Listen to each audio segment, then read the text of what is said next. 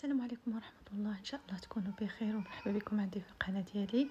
عواشر مبروكة وعيد مبارك سعيد، الله يدخلوا عليكم الصحة والهنا وطولة العمر والله يتقبل منا يا ربي. اليوم إن شاء الله ندير لكم معلكة رائعة زوينة بزاف. كنشدو الزلافة ديال الكاوكاو، كنحمروه ونطحنوه ونديرو عاوتاني الزلافة ديال الكوك والمعلقة ديال الكونفيتور ديال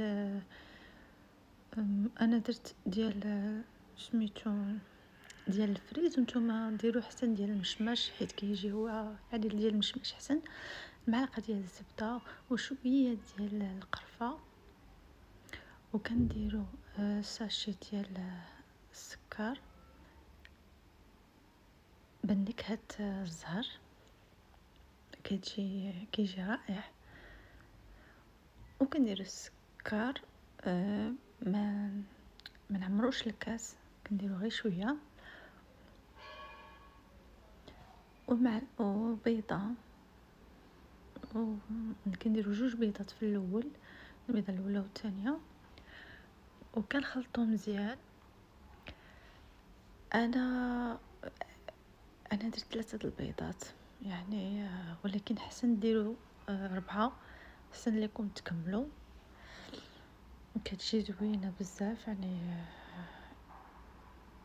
كتجي رائعه معلكه ما نقول لكمش، غير تجربوها وتشوفوا. وكنديروا 2 الخمارات لازم،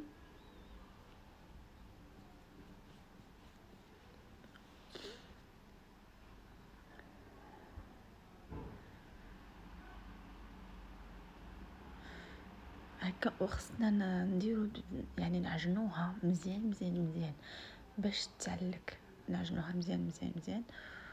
وكنزيدو بيضه ثالثه، كما قلت انا درت 3، وانتم ممكن تزيدوا الرابعه، حيت انا لقيتها يعني لقيت العجينه مزيانه هكا ب3.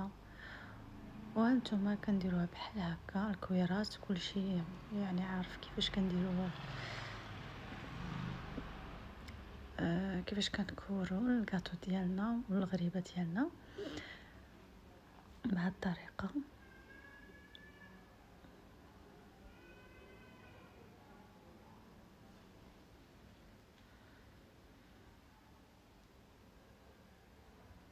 وراه ما كتفرتش يعني، خصنا غير نعجنوها مزيان. وانتم كيف كتشوفوا الشكل ديالها. وان شاء الله يكون فيديو نال الاعجاب ديالكم، والسلام عليكم ورحمه الله وبركاته.